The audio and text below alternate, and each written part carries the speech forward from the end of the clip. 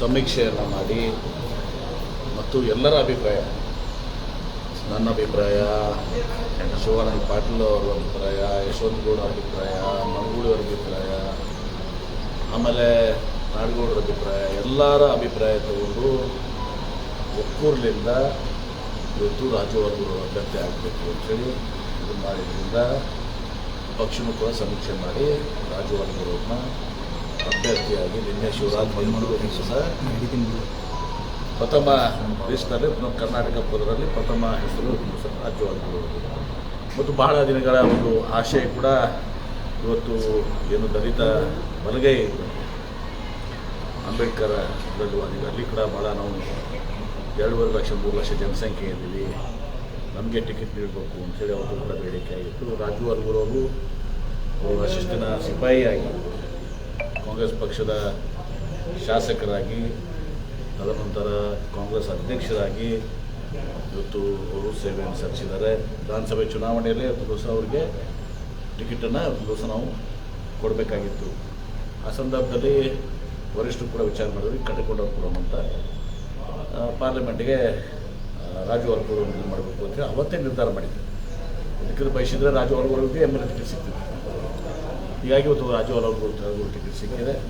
ನಮಗೆ ಸಂಪೂರ್ಣ ವಿಶ್ವಾಸ ಇದೆ ಇವತ್ತು ರಾಜವರ್ಗರವರು ಬಹಳ ದೊಡ್ಡ ಅಂತರದಿಂದ ಚುನಾವಣೆಯಲ್ಲಿ ಆಯ್ಕೆ. ನಾವೆಲ್ಲರೂ ಸಂಘಟಿತವಾದಂಥ ಎಲ್ಲ ಶಾಸಕರು, ಮಾಜಿ ಶಾಸಕರು, ಸೋತ ಅಭ್ಯರ್ಥಿಗಳು, ಪಕ್ಷದ ಕಟ್ಟಕಡೆಯ ಕಾರ್ಯಕರ್ತರನ್ನು ಒಳಗೊಂಡು, ಎಲ್ಲ ಮುಖಂಡರನ್ನು ಒಳಗೊಂಡು, ಜನಪದರಿಗೆ ಒಳಗೊಂಡು ನಾವು ಅವ್ರನ್ನ ಕೆಲಸ ಮಾಡ್ತೀವಿ. ಸರ್, ಕಳೆದ ಬಾರಿ MP ಎಲೆಕ್ಷನ್ ಮೈತ್ರಿ ಇತ್ತು, JDS ಮತ್ತು ಕಾಂಗ್ರೆಸ್. ಅವಾಗಲೂ ಕೂಡ ಗೆಲ್ಲಲು ಸಾಧಿಸಿದ್ದಾರೆ.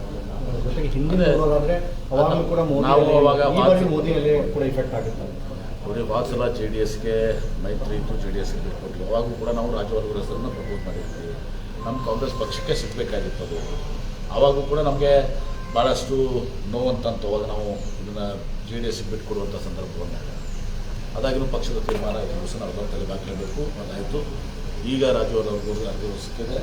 ಮೋದಿಯಲ್ಲೇ ಇಲ್ಲ ಯಾವುದೂ ಕೂಡ ಇಲ್ಲಿ ವರ್ಕೌಟ್ ಆಗೋದ್ರಿಂದ ರಾಜ್ಯದಲ್ಲಿ ನಾವು ನಮ್ಮ ಕಾಂಗ್ರೆಸ್ ಪಕ್ಷ ನಾವು ನುಡಿದಂತೆ ನಡೆದಿದ್ದೀವಿ. ಪಂಚ ಗ್ಯಾರಂಟಿಗಳೇನಿತ್ತು ಇವತ್ತು ಪ್ರತಿಯೊಬ್ಬರಿಗೂ ಕೂಡ ಸುಮಾರು 1,20,00,000 ಕುಟುಂಬಗಳಿಗೆ ಇವತ್ತು ದಿವಸ ನಾವು ಗೃಹ ಜ್ಯೋತಿ, ಇವತ್ತು ಗೃಹಲಕ್ಷ್ಮಿ ಯೋಜನೆಯನ್ನು ಕೊಟ್ಟಿದ್ದೀವಿ, ಗೃಹ ಜ್ಯೋತಿ ಯೋಜನೆಯನ್ನು ಕೊಟ್ಟಿದ್ದೀವಿ, ಶಕ್ತಿ ಯೋಜನೆ ಕೊಟ್ಟಿದ್ದೀವಿ. ಸುಮಾರು 4.5 ಕೋಟಿ ಜನ ಈ 5 ಪಂಚ ಗ್ಯಾರಂಟಿಗಳಿಂದ 7 ಕೋಟಿ ಜನರಲ್ಲಿ 4.5 ಕೋಟಿ ಜನ ಇವತ್ತು ನಮ್ಮ ಈ ಯೋಜನೆಗಳಿಂದ ಲಾಭವನ್ನು ಪಡ್ಕೊಂಡಿದ್ದಾರೆ. ಮತ್ತು ಅವ್ರು ಯಾರೂ ಕೂಡ ಕಾಂಗ್ರೆಸ್ ಪಕ್ಷದ ಕೈ ಬಿಡಲ್ಲ ಅಂತಲೂ ಸಂಪೂರ್ಣವಂತ ವಿಶ್ವಾಸ ಬಂದಿದೆ. ಹೀಗಾಗಿ ನಾವು ಚುನಾವಣೆಯನ್ನು ಇವತ್ತು ಮುಖ್ಯಮಂತ್ರಿಗಳಂಥ ಸಿದ್ದರಾಮಯ್ಯ ನೇತೃತ್ವದಲ್ಲಿ ಸಾಮೂಹಿಕವಾಗಿ ಜಿಲ್ಲೆಯಲ್ಲಿ ಎಲ್ಲರೂ ಕೂಡಿ ನಾವು ಅವ್ರನ್ನ ಆರಿಸ್ತುವ ಕೆಲಸ ಮಾಡ್ತೀವಿ. ಈಗ ಉಗ್ರಪ್ಪನವರು ಈಗಷ್ಟೇ ಹೇಳಿದ್ದಾರೆ ಸರ್, ಇದು ವಚನ ಭ್ರಷ್ಟರದು ಮತ್ತು ವಚನ ಪಾಲಕರ ಲೋಕಸಭಾ ಚುನಾವಣೆ. ಯಾರು ಉಗ್ರಪ್ಪನವರು, BS ಉಗ್ರಪ್ಪನವರು ಯಾರು ವಚನ ಭ್ರಷ್ಟರು, ಯಾರು BJP ಅವರು ವಚನ ಭ್ರಷ್ಟರು, ನಾವು ಗ್ಯಾರಂಟಿ ಕೊಡ್ತೀವಿ ವಚನ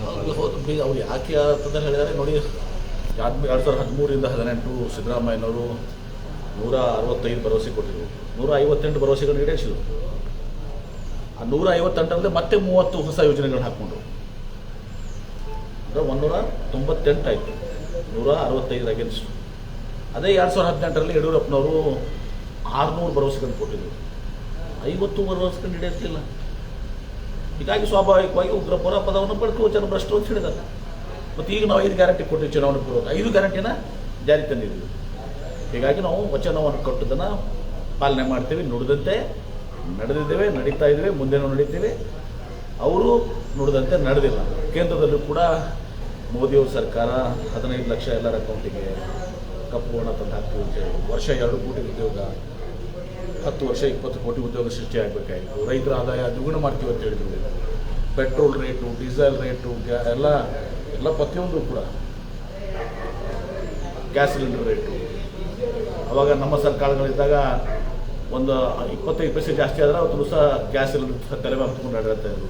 ಸ್ಮೃತಿ ಇರಾನಿ ಅವರು, ನಮ್ಮ ಶೋಭಾ ಕರಂದ್ಲಾಜೆ ಅವರು ಅಡ್ಡಾಡ್ತಿದ್ರು.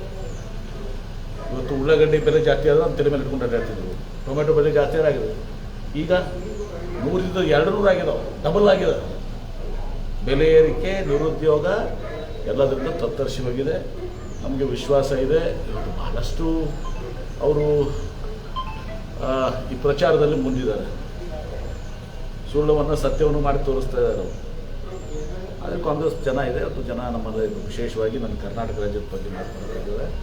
ರಾಜ್ಯ ಸರ್ಕಾರ ಮೇಲೆ ಜನರಿಗೆ ವಿಶ್ವಾಸ ಇದೆ. ಸಿದ್ದರಾಮಯ್ಯ ಅವರ ನೇತೃತ್ವದ ಮೇಲೆ ಸಂಪೂರ್ಣವಾದ ವಿಶ್ವಾಸ ಇದೆ. ನಾವು ಇಲ್ಲಿ ಚುನಾವಣೆಯನ್ನು ಗೆಲ್ತೇವೆ. ಸರ್, ನಿಮ್ಮ ಸರ್ಕಾರ ಕನ್ನಡ ಕಡ್ಡಾಯ ಮಾಡಿ ಆದೇಶ ಹೊರಡಿಸಿದೆ ಸರ್. MES ಕೇಂದ್ರಕ್ಕೆ ಪತ್ರ ಬರೆದಿದ್ದಾರೆ ಸರ್, ಕನ್ನಡ ಕಡ್ಡಾಯ ವಿರೋಧಿಸಿ ಮತ್ತು ಗಡಿ ಭಾಗದಾಗ IPS ಕೇಳೋದು ನೇಮಕ ಮಾಡಬೇಕು.